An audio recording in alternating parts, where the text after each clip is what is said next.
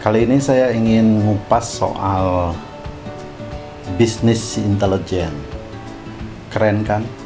Jadi bisnis intelijen itu adalah cara kita mengetahui soal rasa dan kebiasaan hidup sehari-hari. Ya. Selebihnya sih ada kemudian data kolektif, data analysis, data interpretation untuk kebutuhan pengambilan keputusan, menyusun strategi, konsep ke depan, dan seterusnya. Lah itulah bagian dari bisnis intelijen itu. Nanti saya kupas di dalam babak selanjutnya ya. Oke. Mengapa bisnis intelijen itu penting? Nah, ini ketika saya pergi ke Amerika, saya banyak sekali melihat mobil-mobil Jepang berkeliaran di sana. Bahkan satu merek disebut dengan American Honda. Luar biasa sekali, bukan? Tapi sebaliknya di Jepang, saya tidak menemukan ada mobil Amerika berkeliaran di jalan-jalan Jepang sana, apalagi di Tokyo. Nah, ini persoalan ini sebenarnya lebih kepada soal pemahaman budaya asalnya, berangkatnya. Jadi orang Jepang lebih tahu bagaimana pasar di Amerika. Dan orang Amerika tidak peduli itu. Ya akhirnya tidak laku di Tokyo, dan mobil-mobil Jepang justru banyak berkeliaran dipakai di Amerika. Nah, begitu juga di Indonesia. Hampir kita tidak pernah merasakan atau merasa bahwa mobil-mobil seperti Toyota, Suzuki, Honda, Nissan, dan lain sebagainya itu adalah made in Japan, kecuali yang kita kenal sebagai buatan produksi di Cakung saja di sana. Sudah hampir merasa itu adalah produksi kita sendiri, seperti American Honda di Amerika. Nah, itu hebatnya para pemikir-pemikir di Jepang. Ya tahu persis memilih warna, selera konsumen, kesenangan konsumen, apa yang menjadi selling point. Nah, itu semua adalah hasil dari pemahaman nilai-nilai yang berkembang di antara konsumen. Begitu.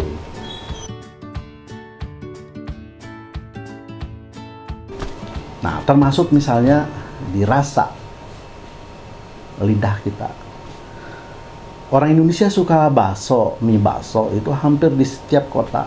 Anak-anak muda itu menyukai mie bakso, makanan yang sedap, ringan, enteng ya. Sederhana tapi memang enak. Nah, dengan mudah sekali Jepang mengekspor bisnis mereka di Indonesia, yaitu apa yang kita sebut dengan ramen. Hampir sama, yang beda adalah rasa. Nah, beralih antara cita rasa Indonesia ke Jepang itu, ketika ini sudah mulai sampai pada topnya, nggak ada lagi rasa bakso yang lebih enak, lahirlah tampilan baru yang disebut dengan ramen. Dan itu menjadi tren anak muda makan ramen Jepang.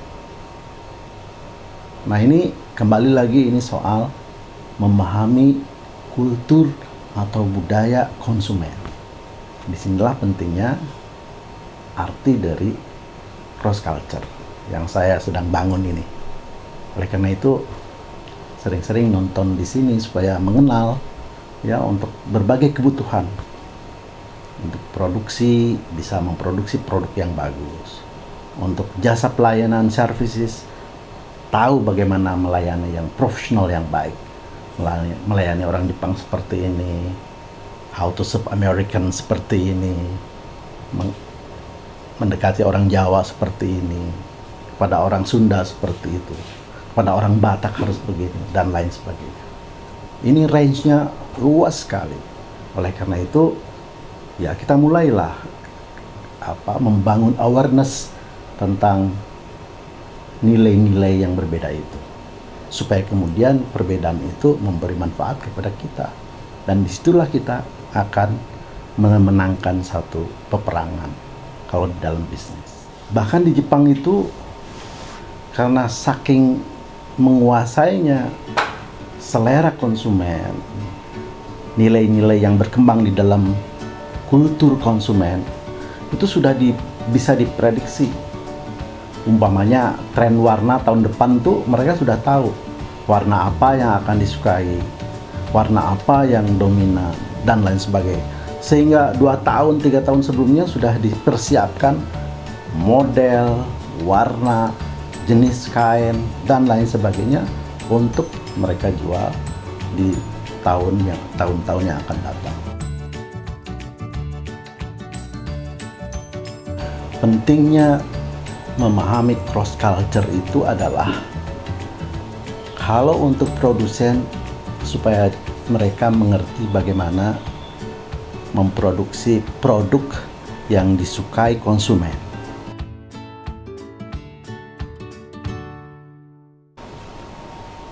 Nah, inilah hebatnya para bisnis intelijen yang tahu persis bagaimana memproduksi produk yang orientasi kepada nilai-nilai budaya konsumen.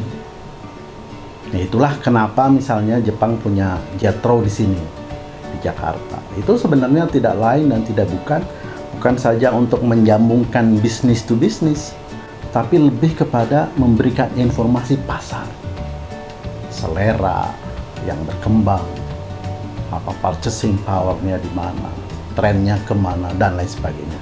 Dan itu kompak dengan dunia usaha di sana. Kalau di Jepang punya Sogo Shosha, ya itu trading house lah. Itu sudah begitu paham betul market yang sebenarnya. Untuk Asia seperti apa, Eropa seperti apa, Amerika seperti apa. Itu dari mulai jenis, kualitas, sampai warna, rasa, dan lain sebagainya. Itu produk daripada pengenalan awalnya budaya. Satu lagi saya ingin bahas. Saya pernah studi di Jepang tentang advertising. Jadi berkaitan dengan itu saya pelajari tentang perilaku konsumen.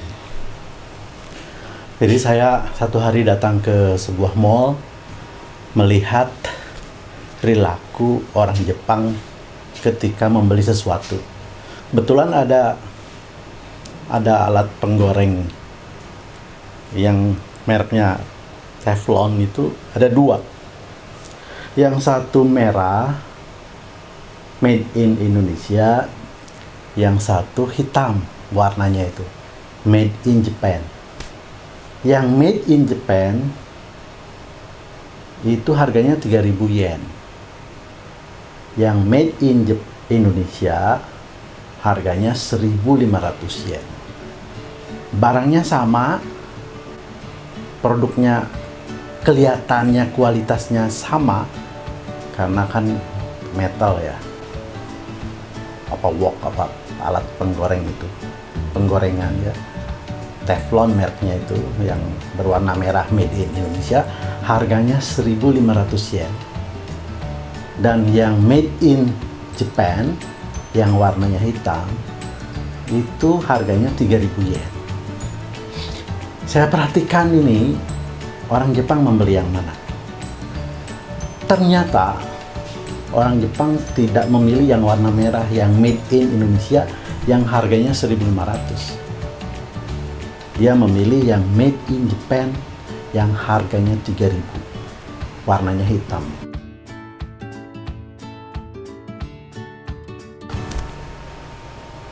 Nah, ini menarik.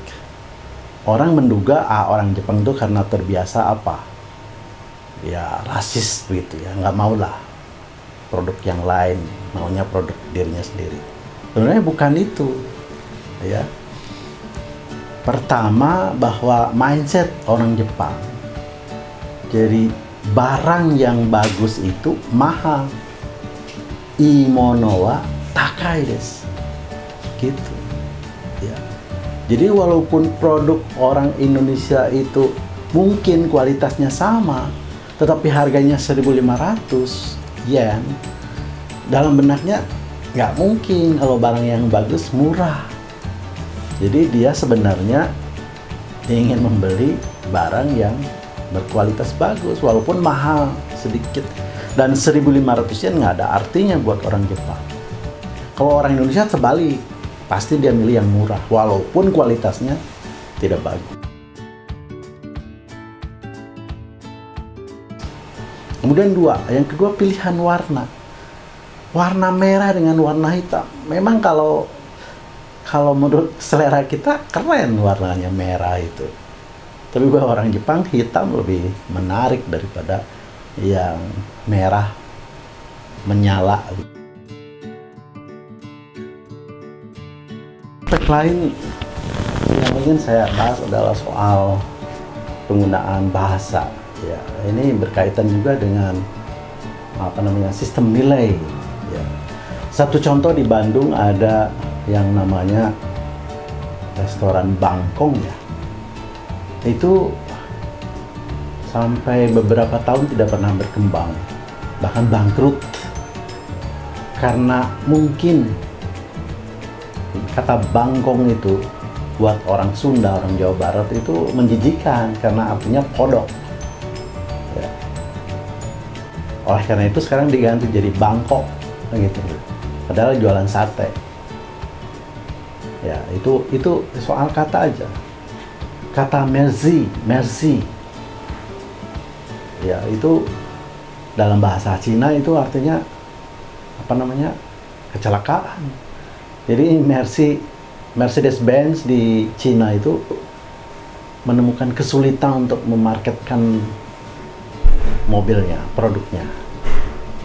Karena itu tadi soal bahasa, supaya kemudian dia itu mencari diksi atau semiotika yang tepat supaya kemudian tidak menjadi penolakan dari konsumen.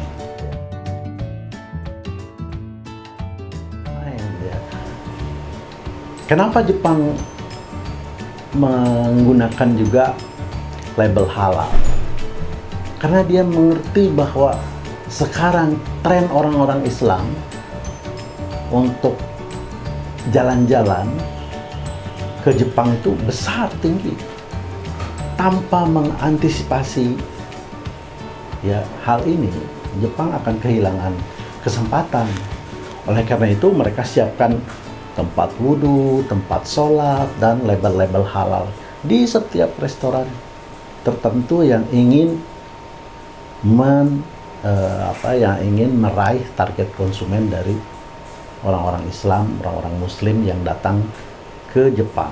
Ini terutama dari Indonesia dan dari negara-negara lain yang pada waktu kemarin itu sulit untuk masuk ke Amerika. Kebijakan Presiden Trump soal orang-orang Islam itu larinya ke Jepang.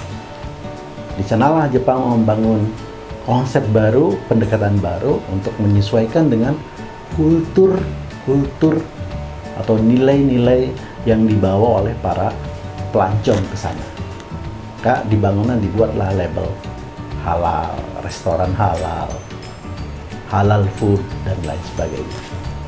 Ya, jadi persoalan itu. Makanya Cina juga akan kesulitan kalau tidak paham tentang ini. Dia sulit untuk bisa menerima sebanyak mungkin turis-turis yang datang dari negara-negara Muslim.